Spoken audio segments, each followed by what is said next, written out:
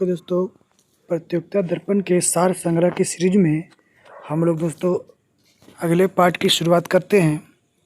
अगर चैनल पे आप नए हैं तो चैनल को लाइक एंड सब्सक्राइब कर लीजिएगा। चलिए दोस्तों शुरुआत करते हैं।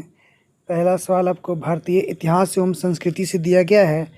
पहला सवाल कह रहा है कि पंच सिद्धांतिका या बृहद संहिता तथा बृहद जातक नामक रचनाओं के लेखक है दोस्तों। तो इनके लेखक है आपके वाराह मिहिर है। अगला सवाल कह रहा है कि सामवेद के पद गेय रूप में गाने वाला पुरोहित कहलाता है दोस्तों। तो यह कहलाता था उद्गाता। अगला सवाल कह रहा है कि प्राचीन काल में ऐसी भूमि जिस पर खेती नहीं की गई हो कहलाती थी दोस्तों। तो यह अपृहत भूमि कहलाती थी। आते हैं अगले सवाल पे। अगले सवाल दोस्तों आपको कह रहा है कि महान जैन विद्वान हेमचंद किसकी सभा को अलंकृत करते थे दोस्तों। तो यह कुमारपाल की सभा को अलंकृत करते थे। अगला सवाल है किस सूफी संत को महबूब ए इलाही कहा जाता है दोस्तों। तो शेख निजामुद्दीन औलिया को दोस्तों महबूब ए इलाही कहा जाता था। अगला सवाल है कि हड़प्पाकालीन स्थल आलमगीरपुर स्थित है दोस्तों। तो यह आपके मेरठ उत्तर प्रदेश में हिंडन नदी के किनारे स्थित है। अगला सवाल है कि प्राचीन भारत के किस ग्रंथ में शुंग राजवंश के संस्थापक के पुत्र की प्रेम कहानी है दोस्तों। तो यह है आपका मालविकाग्नि मित्र की है। अगला सवाल आपको कह रहा है कि वह डच पर्यटक जिसने जहांगीर के शासनकाल का मूल्यवान विवरण अपनी पुस्तक रिमास्ट्री में दिया था दोस्तों। तो यह है आपका फ्रांसिस्को पेल्सर्ट। अगला सवाल कर रहा है कि वह जैन संत जो अकबर के दरबार में कुछ वर्ष रहा और जिसे अकबर ने जगत गुरु की उपाधि से सम्मानित किया था दोस्तों। तो वह था आपका हरविजय सूरी। आते हैं अगले सवाल पर। अगले सवाल कर रहा है किस मुस्लिम शासक ने एक तरफ संस्कृत मुद्रा लेख के साथ चांदी के सिक्के निर्मित किए दोस्तों। तो मोहम्मद गजनवी ने किए थे। आते हैं दोस्तों अगले सवाल पे। अगले सवाल दोस्तों आपको राष्ट्रीय स्वतंत्रता आंदोलन से संबंधित है। इसके सवालों को देख लेते हैं। पहला सवाल कह रहा है कि किसने कहा कि ब्रिटिश भारत की सबसे महत्वपूर्ण उपलब्धि भारत का एकीकरण था दोस्तों। तो यह कहा था आपको के.एम. पनिक्कर ने। अगला सवाल कह रहा है कि अंग्रेजों द्वारा भारतीयों को 1947 में सत्ता हस्तांतरित किए जाने के समय कांग्रेस के अध्यक्ष थे दोस्तों। तो उस समय कांग्रेस के अध्यक्ष तो जे.वी. कृपलानी थे।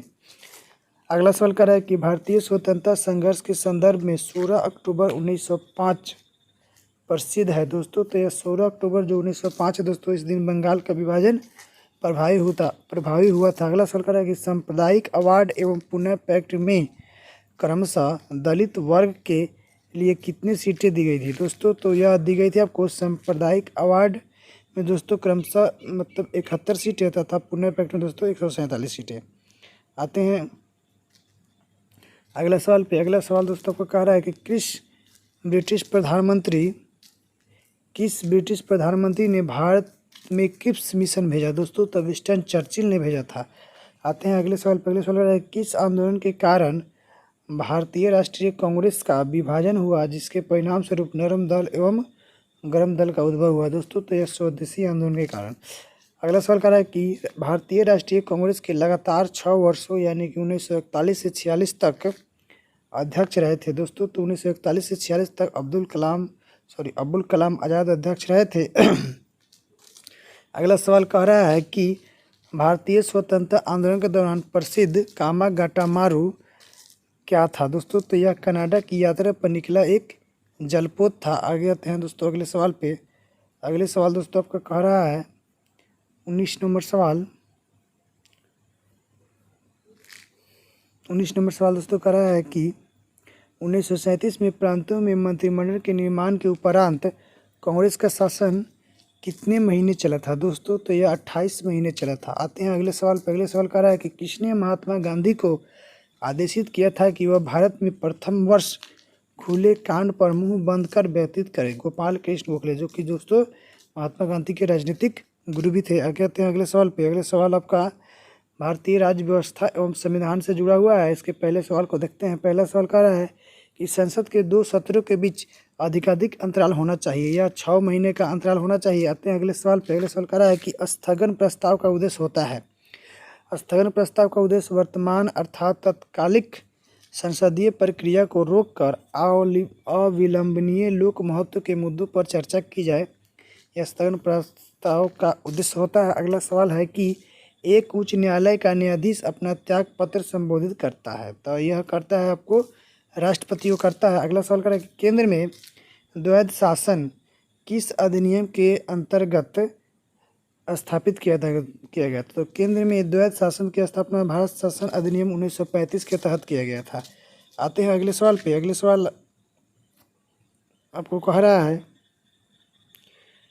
कि भारत सरकार के नवाचार के अनुसार पूर्ववर्ती क्रम में मुख्य न्यायाधीश के ऊपर आते हैं दोस्तों। तो मुख्य न्यायाधीश के ऊपर आते हैं भूतपूर्व राष्ट्रपति तथा उप प्रधानमंत्री। अगला सवाल है लोकसभा में अनुसूचित जनजातियों के लिए किस राज्य में सर्वाधिक सीटें आरक्षित है? तो यह आपको मध्य प्रदेश में 6 सीटें हैं जो अनुसूचित जातियों के लिए आरक्षित है।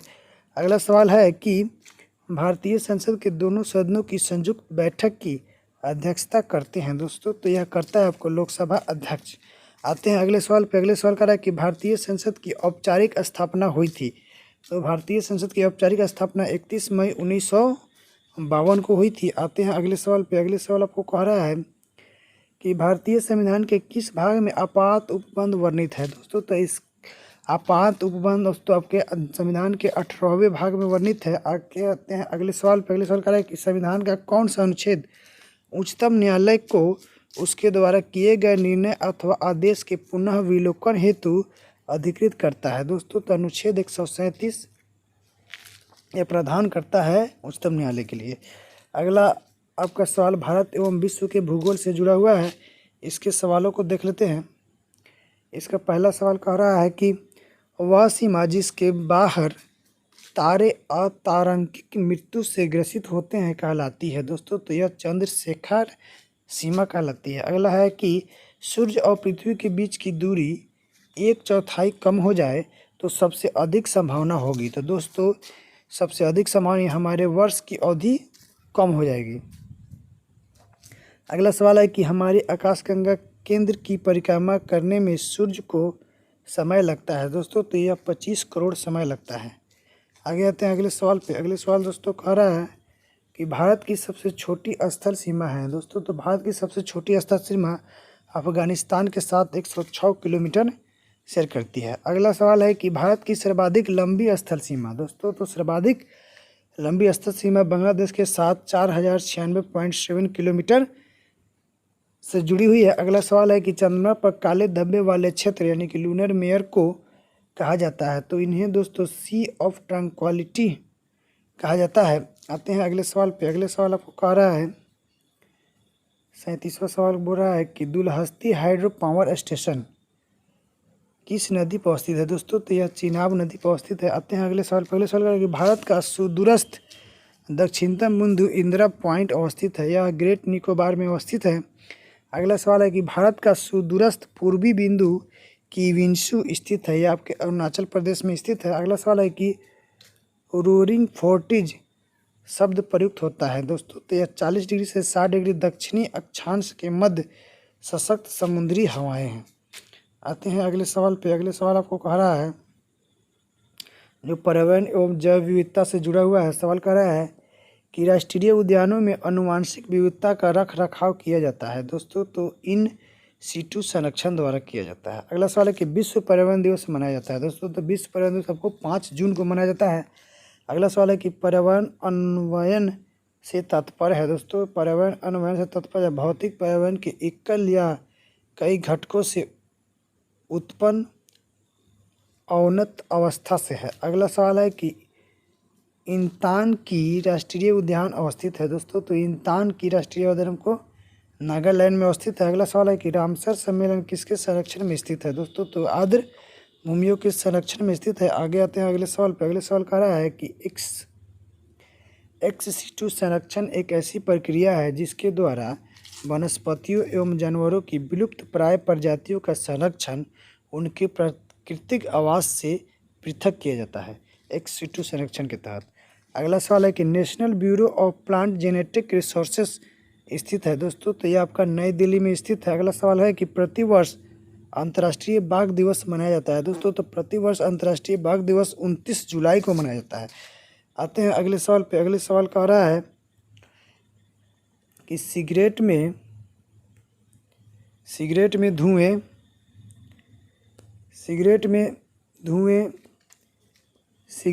धुएं में मुख्य प्रदूषक है दोस्तों। तो ये सिगरेट के मुख्य धुएं में आपका कार्बन मोनोऑक्साइड एवं बेंजीन होता है। अगला सवाल है कि लाइकेंस का सबसे अच्छा सूचक है वायु प्रदूषण के।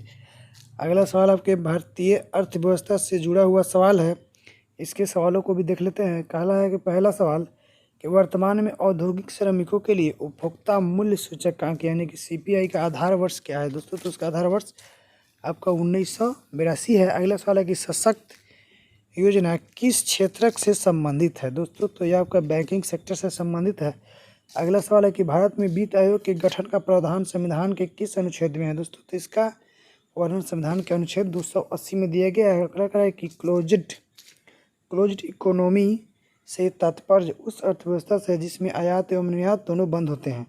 अगला सवाल आपका कह रहा है 55 नंबर, भारत में उपभोक्ता मूल्य सूचकांक आधारित मुद्रास्फीति के आंकड़े प्रति माह जारी करता है दोस्तों। तो यह आपका सांख्यिकी और कार्यक्रम कार्यान्वयन मंत्रालय के द्वारा जो मंत्रालय जारी करता है। अगला सवाल है भारत के किस राज्य में क्षेत्रीय ग्रामीण बैंक अभी स्थापित नहीं किए गए हैं दोस्तों। तो ये सिक्किम एवं गोवा में नहीं किए गए। अगला सवाल है कि गुरु शिष्य परंपरा परियोजना शुरू की गई है दोस्तों। तो यह हस्तशिल्पियों के लिए शुरू की गई है। अगला सवाल है कि प्रत्येक वित्तीय वर्ष से ही व्यय के प्रत्येक मद का नया मूल्यांकन करके बजट बनाना कहलाता है दोस्तों। तो प्रत्येक वित्तीय वर्ष से ही व्यय के प्रत्येक मद का नया मूल्यांकन करके बजट बनाना कहलाता है दोस्तों शून्य आधारित बजटिंग। आते हैं अगले सवाल पे। अगले सवाल दोस्तों आपका कह रहा है, अगला सवाल कह रहा है कि योगक्षेम वहामह्यम किस बीमा कंपनी का टैगलाइन है दोस्तों। तो यह भारतीय जीवन बीमा निगम की टैगलाइन है। अगला सवाल है कि करेंसी एंड फाइनेंस पर वार्षिक रिपोर्ट का प्रकाशन किस संस्था द्वारा किया जाता है दोस्तों। तो यह किया जाता है आपको रिजर्व बैंक ऑफ इंडिया के द्वारा। अगला सवाल आपको सामान्य विज्ञान एवं तकनीकी क्षेत्रों से जुड़ा हुआ है। अगला सवाल इसका कह रहा है कि एक मनुष्य को बेरी सूखा रोग व स्कर्वी की बीमारी होगी यदि वह नहीं ले रहा है क्रमशः विटामिन B1 अगर नहीं लेगा तो बेरी हो जाएगा, और D नहीं लेगा तो सूखा रोग हो जाएगा, और C नहीं लेगा तो स्कर्वी रोग हो जाएंगे। अगला सवाल है कि रक्त ग्लूकोज स्तर सामान्यतः व्यक्त किया जाता है दोस्तों। तो रक्त ग्लूकोज स्तर आपको मिलीग्राम प्रति डेसीलीटर में व्यक्त किया जाता है। अगला सवाल है कि किस पिंड का भार सर्वाधिक होता है दोस्तों। तो ध्रुव पर किसी पिंड का भार सर्वाधिक होता है जबकि विषुवत रेखा पर कम होता है। अगला सवाल है कि बत्ती वाले स्टोव में केरोसिन की बत्ती के ऊपर चढ़ने का कारण होता है दोस्तों। तो इसका कारण दोस्तों आपका पृष्ठ तनाव होता है। अगला सवाल है कि बुलेट प्रूफ खिड़की बनाने में उपयोग किए जाने वाले बहुलक होते हैं दोस्तों। तो यह पॉलिक कार्बोनेट होता है। आते हैं अगले सवाल पर। अगले सवाल का है कि माँ और शिशु के बीच गले लगाना या चूमना किस हार्मोन के मोचन को प्रेरित करता है दोस्तों। यह ऑक्सीटोसिन हार्मोन को प्रेरित करता है। अगला सवाल है कि चंद्रमा पर वायुमंडल न होने का कारण है। चंद्रमा पर गैसों के अणुओं का पलायन वेग उसके वर्ग माध्य मूल वेग से कम होता है जिसके कारण चंद्रमा पर वायुमंडल का अभाव है।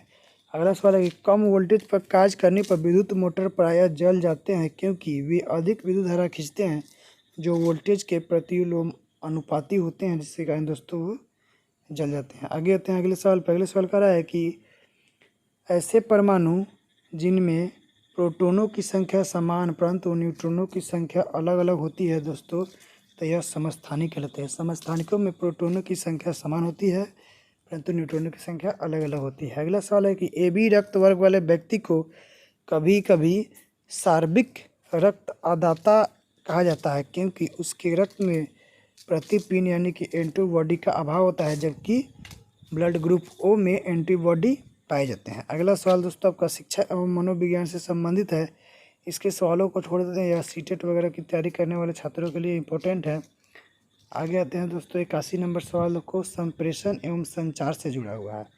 इसके सवालों को देखते हैं। पहला कह रहा है कि संचार प्रक्रिया में शामिल लोगों की संख्या के आधार पर संचार मुख्यतः कितने प्रकार का होता है दोस्तों? तो ये आपका 4 प्रकार का होता है। पहला अंतर व्यक्तिक संचार, अंतः व्यक्तिक संचार, समूह संचार और जनसंचार। अगला सवाल है कि संचार प्रक्रिया के अंतर्गत मध्यस्थता से तात्पर्य है दोस्तों। तो मध्यस्थता से तात्पर्य हमारा सोच विचारों तथा संदेशों को वाचिक एवं अवाचिक यानी कि चिन्हों से रूपांतरित करना कहलाता है। अगला सवाल है कि संचार के निस्पंदन के बुरे प्रभाव को कम करने के लिए किस उपाय का प्रयोग किया जाता है दोस्तों? तो लघु परिधिकरण का प्रयोग किया जाता है। अगला सवाल है कि किस नियम की संप्रेषण अंतःक्रिया में हमें अवश्य ध्यान देना चाहिए कि हमें क्या करना है दोस्तों? तो यह संगठनात्मक नियम के तहत यह क्रिया किस क्रिया के तहत होता है। अगला सवाल है कि यदि किसी संगठन के अंदर अफवाह के रूप में सूचना का संचार होता है तो ऐसा संचार कहलाता है दोस्तों। तो यह संचार आपको ग्रेन वाइन संचार कहलाता है। अगला सवाल है कि संचार की प्रक्रिया में फिल्टरिंग से तात्पर्य है दोस्तों। तो इससे तात्पर्य कम महत्वपूर्ण सूचनाओं को अलग करना है। अगला सवाल आपको कह रहा है कि संचार की वह प्रक्रिया जिसमें व्यक्ति खुद से संचार करता है अर्थात इसकी परिधि में व्यक्ति स्वयं होता है कहलाता है अंतः व्यक्तिक संचार। आते हैं अगले सवाल पे। अगले सवाल दोस्तों कह रहा है कि संप्रेषण की युक्ति प्रचार करने से पहले सूचना एकत्र करना कहलाता है दोस्तों। तो यह अभिमत कहलाता है। अगला सवाल है कि किसी कक्षा में शिक्षक की संप्रेषण की प्रभावशीलता का पता लगाया जा सकता है दोस्तों। तो अभिवृत्ति सर्वेक्षण, कार्य निष्पादन, रिकॉर्ड एवं विद्यार्थियों की उपस्थिति से के माध्यम से पता लगाया जा सकता है। अगला सवाल है कि एक प्रभावशाली संचार की योग्यता के निर्णय का आधार है दोस्तों। तो लक्ष्य उन्मुखी श्रोतागण की आवश्यकताओं को ध्यान में रखना। आते हैं अगले सवाल पे। अगले सवाल आपका खेल कूद से जुड़ा हुआ है। खेल कूद के सवालों को देख लेते हैं। पहला सवाल कर रहा है कि अजलान शाह कप प्रतियोगिता किस खेल से संबंधित है दोस्तों? तो यह संबंधित है आपका हॉकी से। अगला सवाल है प्लेइंग इट माई वे किस क्रिकेट खिलाड़ी की आत्मकथा है दोस्तों? तो यह सचिन तेंदुलकर की आत्मकथा है। अगला सवाल है कि एशिया का सबसे प्राचीन एवं विश्व का तीसरा सबसे प्राचीन फुटबॉल टूर्नामेंट है दोस्तों। तो यह डूरंड कप है। आते हैं अगले सवाल पे। अगले सवाल कर रहा है कि जीव मिल्खा सिंह किस खेल से संबंधित है दोस्तों? तो यह गोल्फ से संबंधित है। अगला सवाल है कि 1877 में हुए प्रथम विंबलडन टेनिस प्रतियोगिता का विजेता था दोस्तों। तो स्पेंसर गोरे उसके विजेता थे। अगले सवाल पे आते हैं। अगले सवाल दोस्तों कह रहा है कि प्रथम श्रेणी के क्रिकेट खिलाड़ी जो नोबेल पुरस्कार विजेता भी थे तो ये थे आपको सैमुअल बेकेट। अगला सवाल है कि जूडे के मुकाबले में हासिल किए गए अंक को कहते हैं दोस्तों। तो इसको इप्पोन कहते हैं। अगला सवाल है कि किसी अंतर्राष्ट्रीय फुटबॉल मैच की सामान्य समय अवधि कितनी होती है दोस्तों? तो यह फुटबॉल की दोस्तों 90 मिनट की होती है। अगला सवाल है कि किसी खेल की टीम में महिला एवं पुरुष दोनों खिलाड़ी होते हैं दोस्तों। तो कार्प बॉल में होते हैं। आते हैं अगले सवाल पे। अगले सवाल आपको कह रहा है कि एस अर्जुन राजा ट्रॉफी किस खेल से संबंधित है दोस्तों? तो एस अर्जुन राजा ट्रॉफी आपको बास्केटबॉल से संबंधित है। आते हैं अगले सवाल पे। अगले सवाल दोस्तों कह रहा है कि जो कृषि से जुड़ा हुआ है। पहला सवाल कृषि से जुड़ा हुआ कह रहा है कि फसलों हेतु नाइट्रोजन पूर्ति करने वाले जैव उर्वरक राइजोबियम एजोस्पाइरिलम है। अगला सवाल है कि मालदीव 105, पूसा सुगंध 235 एवं नरेंद्र सुगंध है दोस्तों। तो यह सुगंधित धान की प्रजातियां है। मालवी 105, पूसा सुगंध 235 एवं नरेंद्र सुगंध दोस्तों यह सुगंधित धान की प्रजाति है। अगला सवाल है कि ट्राइकोग्रामा किलोनिस की क्या उपयोगिता है दोस्तों? तो फसलों में अंड परजीवी छोटी ततैया के अंडों को जैविक विधि से नष्ट करने हैं। तो अगला सवाल है कि गाजर घास का परभक्षी कीट है दोस्तों। तो जाइगोग्रामा बाइकोलोराटा इसके परभक्षी कीट है। आगे आते हैं दोस्तों अगला सवाल पर। अगला सवाल दोस्तों आपको कह रहा है कि एग्रोस्टोलॉजी विज्ञान की वह शाखा है जिसमें अध्ययन किया जाता है दोस्तों। तो एग्रोस्टोलॉजी में दोस्तों घासों का अध्ययन किया जाता है। अगला सवाल है कि पौधों में एग्रोबैक्टीरियम जो जीन्स के कारण होता है दोस्तों। तो ग्रंथिका निर्माण के कारण होता है। अगला सवाल है कि 100 ग्राम सोयाबीन में पौष्टिक तत्व पाए जाते हैं दोस्तों। तो 100 ग्राम सोयाबीन में आपको 240 mg कैल्शियम, 690 mg फास्फोरस, 11.5 ग्राम आयरन, 20.9 ग्राम कार्बोहाइड्रेट, उसके बाद दोस्तों 426 mg आपको कैरोटीन एवं 4 ग्राम फाइबर होता है। अगला सवाल दोस्तों आपका कह रहा है कि भारत सरकार के अधीनस्थ कृषि एवं किसान कल्याण मंत्रालय मत्स्य पालन विभाग द्वारा राष्ट्रीय समुद्री मत्स्यिकी नीति की घोषणा की गई थी दोस्तों। तो यह इसकी घोषणा आपको 2017 में की गई थी। अगला सवाल है कि पशुओं में जोड़ों यानी कि जॉइंट्स के अध्ययन के विज्ञान को कहते हैं दोस्तों। तो इसको संधि विज्ञान या आर्थ्रोलॉजी बोलते हैं। अगला सवाल है कि मुर्गियों यानी कि पोल्ट्री में आवाज़ उत्पन्न करने वाले अंग का नाम है दोस्तों। तो उनको सिरिंक्स बोलते हैं। अगला सवाल आपको विविध से दिया गया है, विविध के सवालों को भी देख लेते हैं। पहला सवाल कह रहा है कि दक्षिण अफ्रीका में फिनिक्स बस्ती के संस्थापक थे दोस्तों। तो इसके संस्थापक आपके महात्मा गांधी थे। पहला सवाल कह रहा है कि विशाखा मामले में भारत के उच्चतम न्यायालय का निर्णय असंबंधित है दोस्तों। तो इस उच्चतम न्यायालय का निर्णय आपका कार्यस्थल पर यौन उत्पीड़न से संबंधित है। अगला सवाल है कि फ्लैगशिप सागरमाला कार्यक्रम की तटीय गोदी यानी कि लंगरगाह स्कीम के अंतर्गत परियोजनाएं कितने राज्यों तक फैली है दोस्तों। तो आपके 8 राज्यों तक फैली है। अगला सवाल आपको कह रहा है कि इंडस डॉल्फिन जो दुनिया का एक विरल जीव यानी कि दुर्लभ स्तनपायी है, भारत में मुख्य रूप से किस नदी में पाई जाती है दोस्तों। तो यह भारत के गंगा नदी में पाई जाती है। अगला सवाल है कि चटकीरा नृत्य कहाँ का लोक नृत्य है दोस्तों। तो यह मध्य प्रदेश के कोरकू जनजाति का लोक नृत्य है। अगला सवाल है कि सौंपिन कहाँ का आदिवासी समूह है दोस्तों। तो सौंपिन दोस्तों आपका अंडमान एवं निकोबार द्वीप समूह का आदिवासी समूह है। आते हैं अगले सवाल पर। अगले सवाल दोस्तों कह रहा है कि army and defence college Gopalpura अवस्थित है दोस्तों, आपके उड़ीसा में अवस्थित है। अगला सवाल है कि चीन की सीमा पर स्थित भारतीय राज्यों की संख्या है। तो भारतीय राज्यों की संख्या 5 है। पहला है जम्मू कश्मीर, हिमाचल प्रदेश, उत्तराखंड, सिक्किम और अरुणाचल प्रदेश। अगला सवाल है कि लहसुन की अभिलक्षणिक गंध का कारण है। तो इसका गंध का कारण सल्फर है, सल्फर के यौगिक है। अगला सवाल है कि देश का पहला रक्षा औद्योगिक पार्क स्थापित किया गया है दोस्तों। तो यह किया गया है आपका